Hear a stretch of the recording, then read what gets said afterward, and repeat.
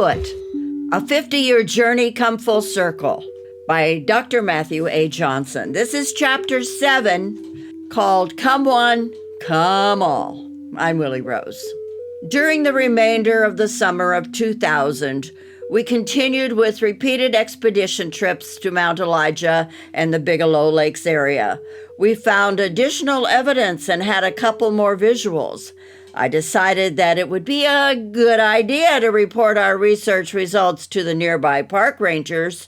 After all, they were very kind to my family and me, and I thought they would appreciate it if I kept them up to speed.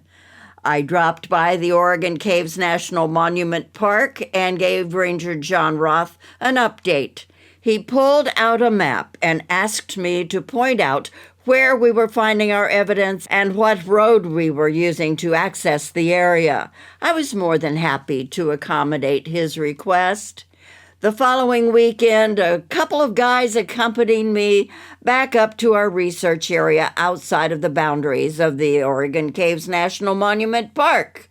We turned off one of the main logging roads onto the spur road that took us to our spot. Halfway up the spur road, we came to a sudden stop. We couldn't go any further. It appeared that someone took a rather large backhoe and dug up the spur road to make it impassable. They succeeded. There was absolutely no way that we were going to get my Suburban past the newly created crater in the middle of the road. There was only room enough to pass by if you were riding a horse, four-wheeler, dirt bike, or were walking on foot. We were shocked, angered, frustrated, and yet very curious as to who did it and why they did it. We got back into the Suburban and drove back to the main logging road. We drove up and down a few other spur roads in the nearby area, and none of them had been dug up. We drove back to the spur road that led to our research area and stopped once again at the newly dug-up crater in the road. I parked the Suburban and we exited the vehicle. We decided to walk the remaining 2 miles in order to check out our research area. We finally reached our destination area. We walked off the road and through the trees in order to reach the meadows near the Bigelow Lakes area. From a distance, I could see what appeared to be a puppy pen in the middle of the meadow. I walked through the tall grass, and as I got closer to the puppy pen, I saw something inside of it resting on the ground. When I reached the puppy pen, I realized that what I was seeing was a rabbit. We looked at one another with puzzled expressions on our faces. Then one of the guys noticed a video camera on one of the trees, which was pointed directly at the puppy pen. Then we noticed another video camera on a different tree, which was on the other side of the meadow and was also pointed at the puppy pen. We managed to put one and one together as we quickly assessed the area, including the newly formed crater in the spur road created by a backhoe. It became very clear to us rather quickly that the spur road had been dug up to prevent us from reaching our research area. Also, whoever dug up the road wasn't just interested in preventing us from reaching our research area. They were also very interested in commandeering our research area. Thus, the puppy pen, rabbit, and video cameras. I was no longer a big fan of the park rangers at the Oregon Caves National Monument Park. I regretted the day that I told Ranger John Roth anything about the evidence that we were finding in the area near the park boundaries. I was fuming by now. I reached over the top of the 4-foot-high puppy pen fence, grabbed the rabbit by the scruff of the neck, and released him into the wild. Then I walked over to one of the video cameras, which was mounted on a tree pointing at the puppy pen, gave the video camera the bird, said a few choice words that would have been bleeped out on TV, and walked away. I didn't know what we were going to do now regarding our Bigfoot research efforts, but I knew it wasn't going to happen in this area any longer. The Oregon Caves National Monument Park staff made sure of that. As we were walking the 2 miles back to the spur road to my parked Suburban, Dr. York saw that I was discouraged and said, "Cheer up, old chap. There's plenty of mountains to go about looking for our big hairy friends. This is just a small temporary setback. We'll be back at it before you know it." I responded, "I hope you're right, Bill. I just feel so stupid that I ever said anything to John Roth about where our location was and about the evidence that we were collecting. I never figured that they would commandeer our research area." Shortly thereafter, fall arrived. As typical in southern Oregon, it was another Indian summer. The temperatures were still incredibly warm. As the sign says, which is hanging over 6th Avenue in downtown Grants Pass, Oregon, it's the climate. Matter of fact, within a 5-year period of time, Grants Pass had made the cover of 3 different magazines as the #1 place in America to retire due to the climate, small population, low cost of living, and growing medical services for the elderly retirement population. Grants Pass rivals Mayberry RFD. Well, it turned out that Dr. York was right. He told me that another opportunity would arise, and he was correct. A deer hunter named John had given me a call at my private practice office and reported a Bigfoot sighting to me. Dr. York and I met with him for breakfast the following Saturday morning. It turns out that John was retired from the Marines and was working for a logging company in the local area. He shared with us about how he was up in the mountains about 10 miles away from the Oregon Caves National Monument Park, and he had just dropped a deer. John began to walk toward the carcass to retrieve it when he heard a loud stomp on the ground coming from behind him.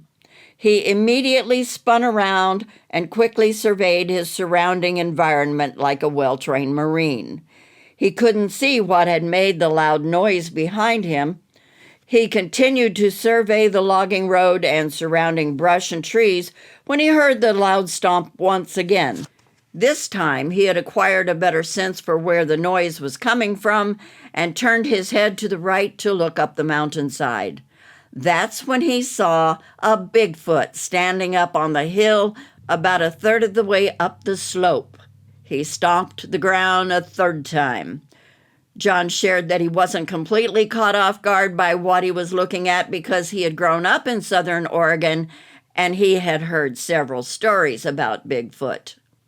He had also read about my family's encounter at the Oregon Caves National Monument Park and saw the TV interviews.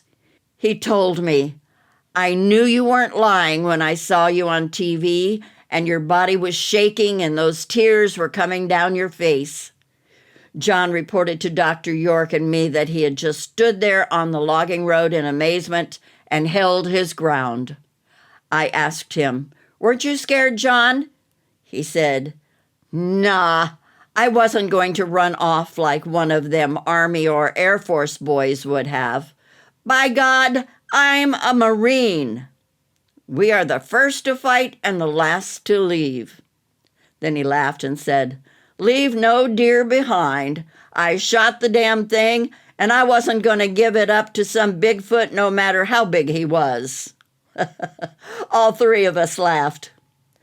What John described next stunned both Dr. York and me. Apparently, the Bigfoot stomped the ground a 4th, 5th, and 6th time while he was motioning with his right hand and arm for John to leave the area. John refused to budge, nor was he willing to give up his deer. After the 2-minute standoff proved to be fruitless for the Bigfoot, he turned around and started to walk up the mountainside. John immediately took 3 steps in the direction of the ascending Bigfoot. Not a good idea. The Bigfoot immediately turned around and took 3 large steps down the mountainside toward John, stopped and stomped on the ground several times while whacking the ground with a big branch. Then he growled and screamed at John.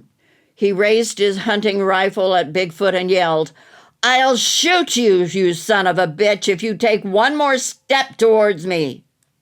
The Bigfoot sighed out of frustration, turned around, and started walking up the mountainside again and on into the tree line.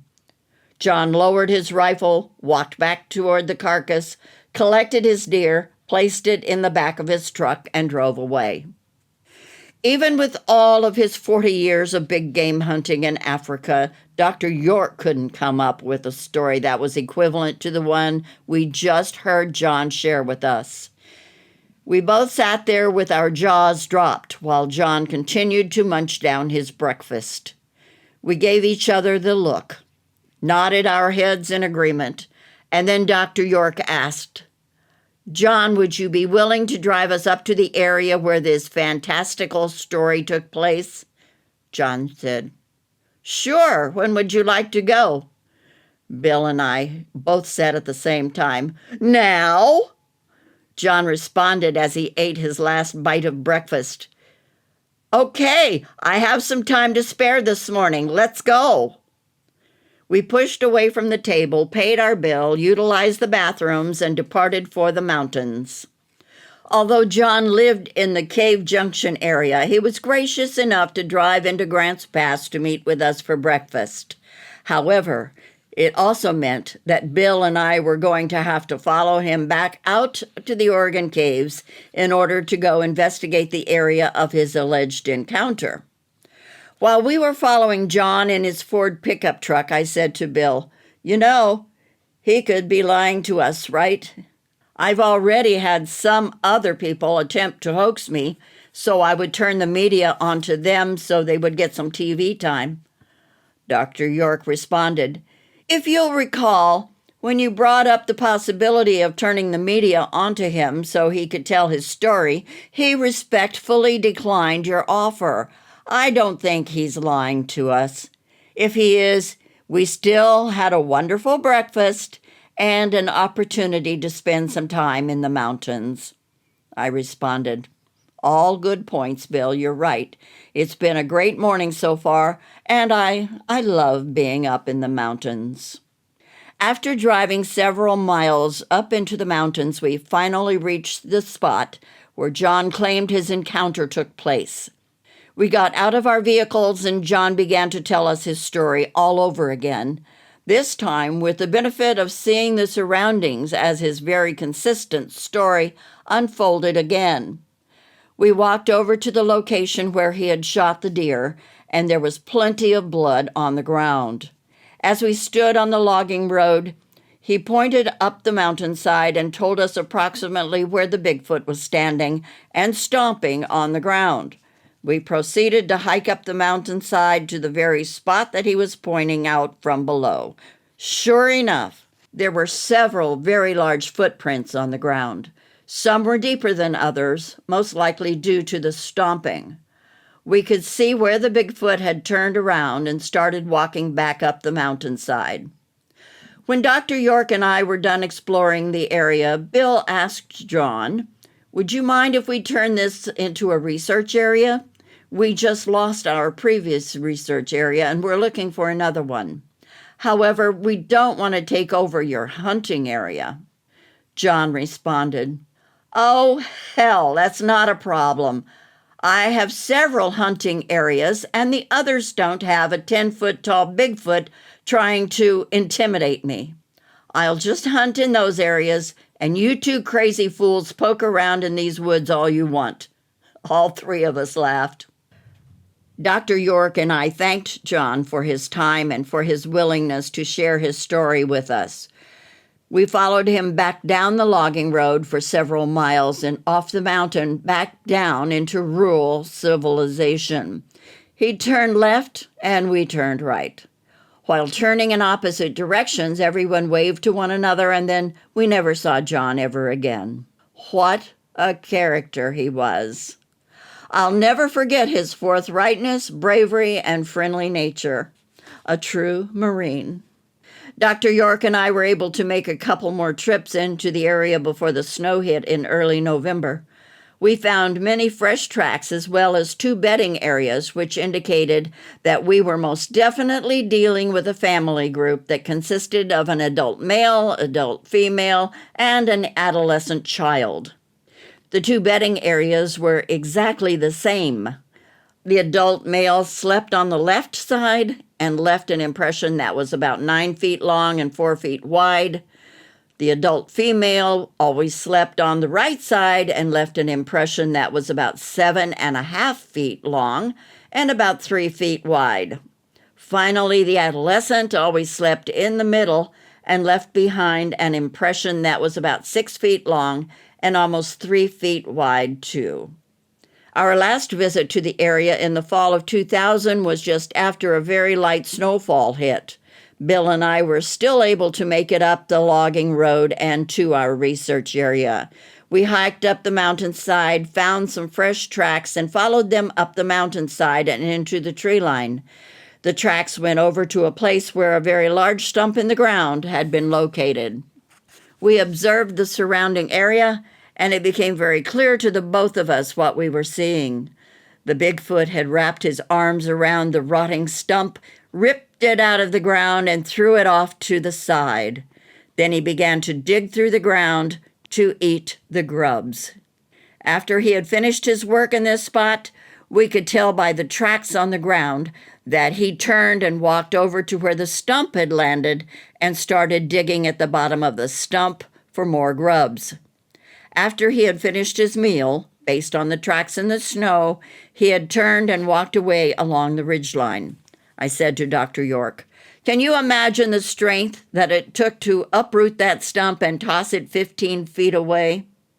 He smiled as he shook his head and responded, "It would take a great deal of strength to do what has obviously been done here. I'm beginning to think that based on the estimated size, visuals by witnesses, and the foot tracks in the ground, that these creatures are much stronger than the gorillas that I was dealing with in Africa. They're an amazing animal." Bill and I carefully walked back down the snowy mountainside, climbed back into my Suburban, and warmed up as we drove down the logging road and back to Grants Pass, Oregon. We understood that was going to be our last trip to the research area until the spring of 2001. However, it wasn't like we weren't going to see each other ever again, because our offices were located right next to each other in the business office complex located near the Rogue River in Grants Pass, Oregon. During the rest of the winter, Bill and I saw each other several times per week. Sometimes we would simply make our way over to one another's office during downtime. On other occasions, we would meet up at the Hellgate Cafe for lunch. We would talk about Bigfoot, our families, Bigfoot, our businesses, Bigfoot, local community affairs, and Bigfoot. We also took the time to develop a game plan to assemble a research team that would help us gather as much evidence as possible for the following spring, summer, and fall of 2001. When the spring of 2001 arrived, we implemented our come one, come all strategy in order to obtain as many boots on the ground as possible. We needed as much help as we could muster up in order to help us collect evidence of the Bigfoot family in the area. I put the word out via friends and the internet. As a result, we had men, women, adolescents, children, and the elderly all participating in our monthly outings, sometimes twice-a-month outings. We even had some people who were gracious enough to cook breakfast, lunch, and dinner for only $50 a person. Their sole contribution to the weekend outings was to make sure that everyone else was well fed Friday evening through Sunday morning. They just wanted to sit around the campfire with everyone else and listen to the stories and see the evidence that we brought back to camp. For instance, foot casts, scat samples, hair samples, pictures, etc. We all ate like kings and queens. The campfire stories were my favorite thing about spending time up in the mountains. Quite often, everyone would look to Dr. York to tell us all about his adventures while being a big game hunter and guide. He talked about the elephants, giraffes, gorillas, and lions. He shared with us about how he led an African safari for the Queen of England. He talked about the gun battles with African poachers as well as his time fighting in the Korean War. Apparently, he still had a bullet in his body that they could not remove without risking paralyzing him. His stories and his British accent were captivating to everyone. Other group members also had fascinating and entertaining stories to tell around the campfire at night. Doug Thomas would share with all of us about his adventures up in the surrounding mountains and logging roads with all of his friends. He certainly had more than his fair share of Bigfoot stories that he had heard about from others who lived in southern Oregon. He would tell these stories to everyone and captivate his audience. Some of them were very scary, and others were ended with a punchline that got everyone laughing. It was very cool for me to have a fellow Christian involved with the Bigfoot research. The fact that he was a pastor and principal at Vineyard Christian School was icing on the cake. Some of my favorite stories from this particular research area include the following. Number 1. We probably had a group of people on one weekend that totaled close to 40 souls. Although most of them were men, we also had some women and children along. As per my request, most everyone brought along walkie-talkies, and we turned all of them to the same channel. Our base camp was located at the intersection of 3 logging roads. When darkness arrived, we spread out an equal number of people down all 3 logging roads. They were instructed to pair up in twos, keep their flashlights off, maintain a distance of 50 feet between parties, and quietly radio the base camp if they saw or heard anything. Approximately 2 hours later, the 2 gentlemen who were stationed down one of the logging roads at the farthest point away from base camp came running back to camp, both screaming and crying. Needless to say, everyone else came running back to the base camp too. Once I was able to calm the 2 men down, we learned that they had been sitting on the side of the logging road in the pitch dark behind a bush. Suddenly they saw the silhouette of a tall, upright, bipedal walking creature coming down the logging road in their direction. They were very scared, and instead of following protocol, they decided to light up the creature in order to stop it in its tracks before it came any closer to them. Well, they apparently succeeded. The Bigfoot stopped in its tracks, turned around, and ran back down the logging road in the direction it just came from. Then it took a right and ran up the side of the mountain. Although not everyone was willing to come along with Dr. York and me, I managed to get 20 guys who had enough courage to follow. We ran up the logging road to the area where they had spotted it, take a right and run up the mountainside. Sure enough, there were 2 huge human-looking tracks on the side of the hill close to the road where it had run up from the logging road and into the brush and trees. Someone brought along a pair of headphones and a parabolic microphone dish. We took turns listening to the Bigfoot pacing back and forth up in the trees and the brush while mumbling to himself. I quickly put together a game plan and gathered the guys around me to tell them what we were going to do next. I told them that I wanted them to spread out along the logging road in both directions, with a distance of 50 feet between each individual. That way, we could cover a lot of ground and get another sighting if he decided to come down to the logging road again. There was absolute silence for about 30 seconds. Then one of the men spoke up. 50 feet apart alone? No way. How about 2 of us together spaced out 50 feet apart from the next couple of men? All the other guys were nodding their heads in agreement. I wasn't going to argue with these volunteers about how their game plan just chopped in half the amount of distance that we could cover along the logging road. I could clearly see that they were all terrified. To get them to spread out in groups of 2 was a significant accomplishment, so I took what I could get. After an hour without any success, we all headed back to the base camp and told the story to everyone else sitting around the campfire. 2. Another favorite story from this research area involved a much smaller group of men. One of our volunteer researchers was an electronics specialist from Eugene, Oregon. His name is Don Moser. He brought along a seismic sensor, and we positioned it alongside the logging road a couple hundred yards away from the base camp. The setting was placed in a position that would take something very heavy to set it off. That would prevent something as small as a squirrel or deer from triggering the device. Just before dark, we placed one bunch of bananas on the road next to a cantaloupe that we cut in half. In other words, there were 3 large items that would have to be picked up and taken away. The alarm was turned on inside of Don's vehicle, and we sat around the campfire sipping on hot coffee and listening to one another's stories. Suddenly, the alarm went off in the car. Beep, beep, beep, beep. Beep, beep, beep, beep.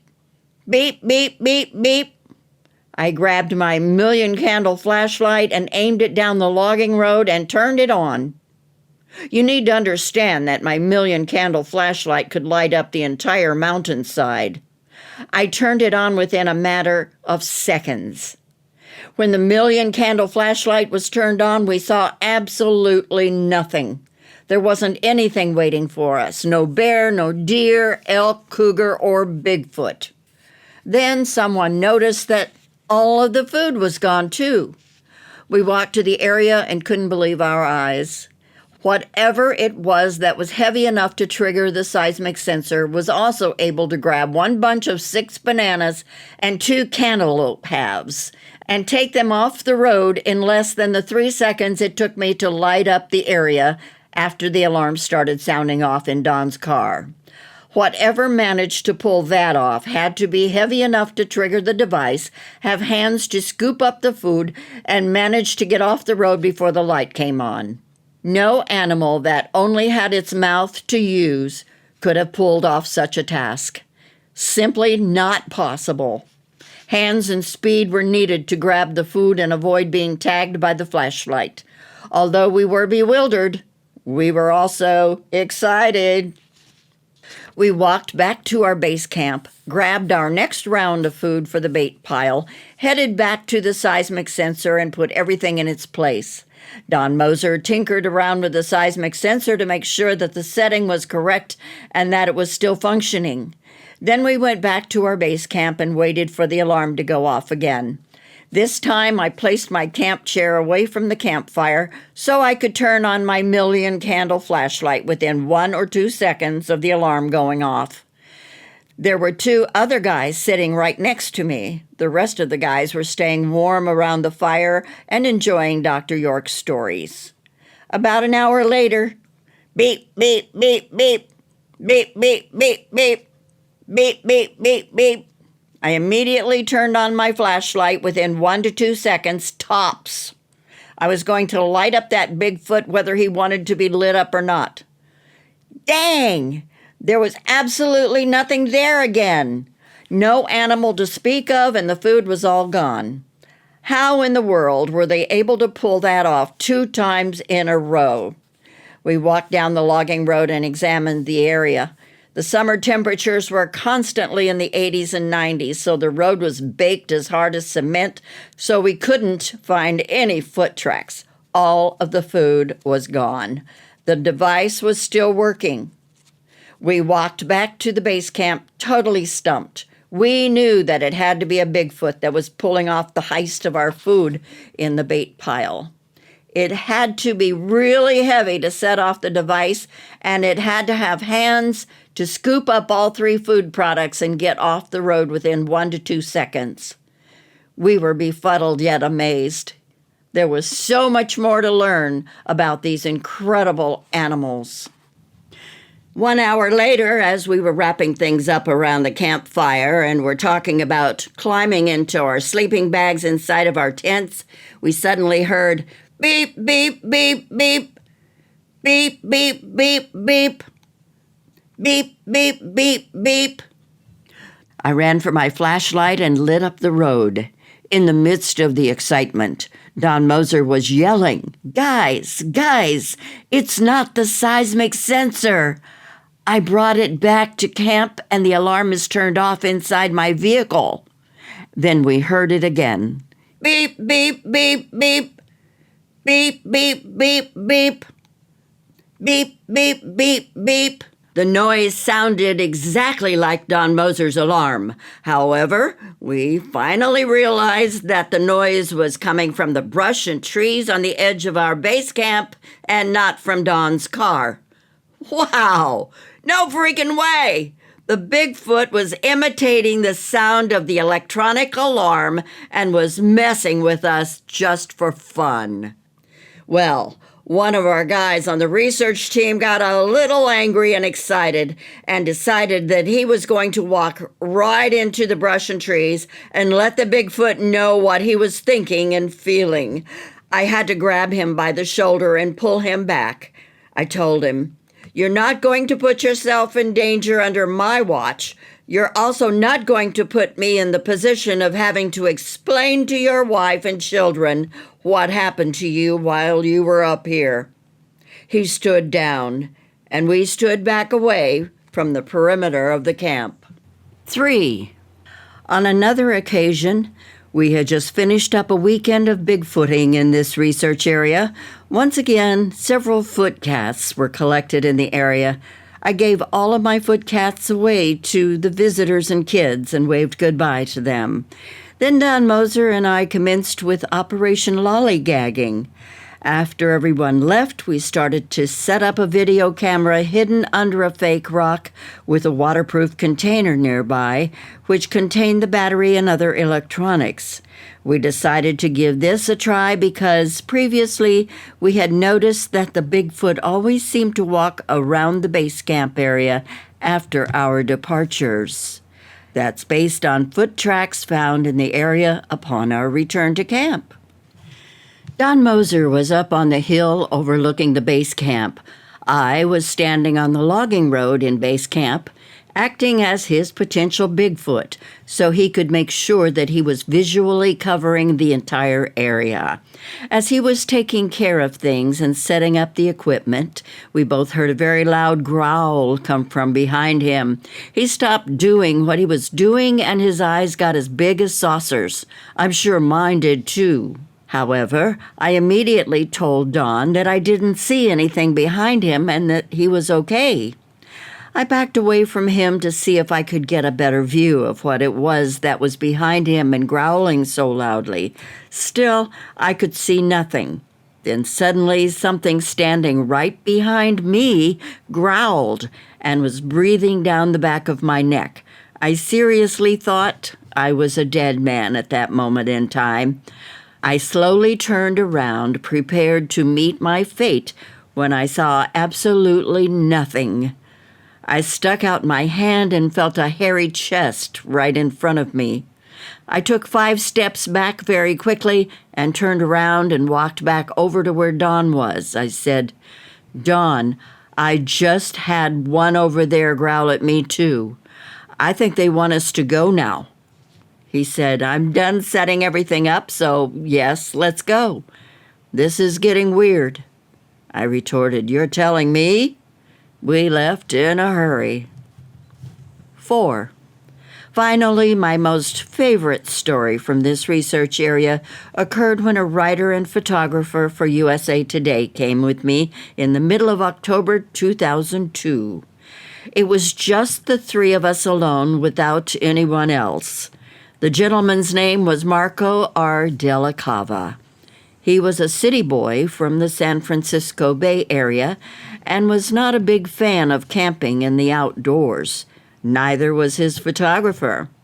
Although it was winter and the sun set early in the evening, we managed to arrive and set up camp before it became dark. We drove about a mile down the logging road and put out some food for the bait pile up on the mountainside where John had shot the deer and was confronted by the adult male Bigfoot. We sat down at the bottom of the mountainside and waited in the dark for something to come and hit the bait pile. Nothing ever did. However, we did hear a lot of heavy-footed movement up in the tree line at the top of the mountain.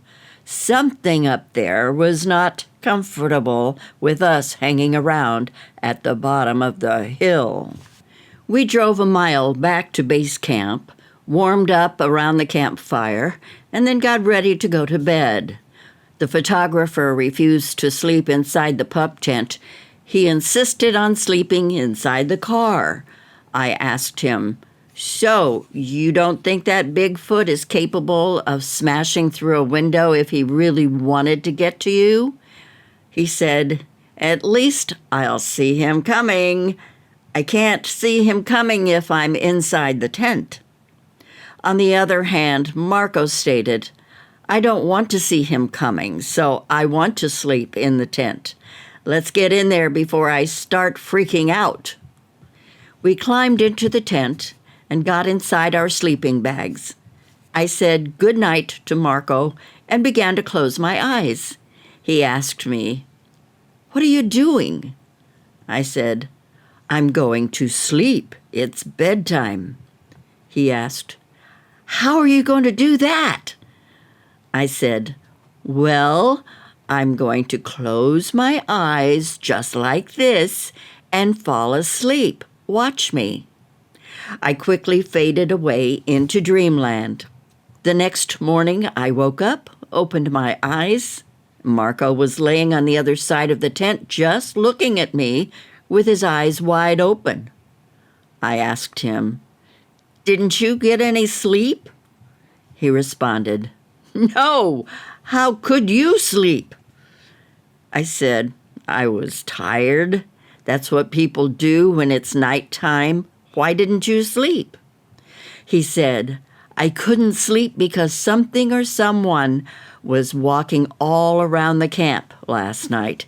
He even stood by my side of the tent for an hour just breathing really loud. I tried to wake you up, but you were sound asleep." I responded, "Welcome to my world, Marco," and laughed. We crawled out of the tent, and I heated up some water so I could make some coffee for the three of us.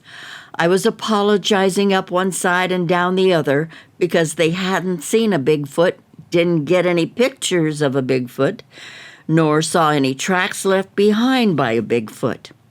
15 minutes later, as we were sipping on our hot coffee during the cold morning hours, we all heard a noise coming from the area down the logging road where we left the food for the bait pile the night before. Marco summed it up best near the end of his front page USA Today article, which was published on October 31st, 2002. He concluded his article by writing the following: "And just as the coffee is brewing, it happens. From up a winding fire road come sounds, the high-pitched chatter of a chimp suddenly intercut by the low groan of a scream in slow motion. Ears prick up. Breathing becomes optional. For 15 seconds, this unearthly racket floods the camp. Then it vanishes. Other than humans, most animals known to man are incapable of such broad sound ranges. Bigfoot or not, something odd has spoken."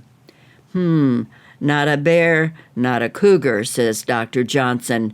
"You ever hear anything like that before?" Dr. Johnson's visitor, suddenly busy taking down the tent, offers to discuss his myriad theories in town. The tall man, in search of an even taller thing, smiles and pops open the caddy's trunk. "You have to admit," he says, "this sure beats golfing." Well, what Marco didn't include in his front page USA Today article was the fact that I responded to the scream by saying, "Let's go." He said, "Yes, let's go. I want to leave immediately." I said, "Nope. You guys came up here to write about a Bigfoot encounter. We're not leaving here until we go check out the bait pile first." Marco replied, "I don't want to go anywhere near the bait pile." I said, "Okay, you guys wait here. However, for the record, I have the gun and the car. If I don't make it back, start walking down the mountain on that road right over there." Marco replied, "We're coming with you." We climbed inside my car and drove the mile toward the bait pile area. We got out of the car and checked out the bait pile. All of the food was gone. There were Bigfoot tracks in the area, and something heavy-footed was moving around inside the tree line at the top of the mountainside. I asked, "Are you convinced now?"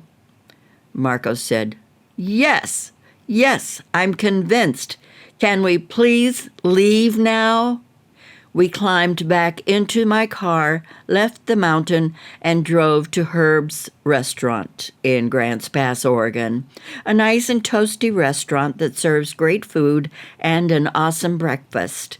We took some time to process everything, and then they left from there. Apparently, Marco forgot to include the above in his article, including the pictures of the footprints. I think the city slicker was coming to spend time with me in order to mock me for a front-page Halloween article, and instead left the mountain a believer. Good for him. On the other hand, my Bigfoot adventures were about to take a sour and sad turn for the worse. That's the end of Chapter 7, A Bigfoot, a 50-year journey come full circle, written by Dr. Matthew A. Johnson. Chapter 8, just ahead. It's called My Broken Heart. I'm Willi Rose.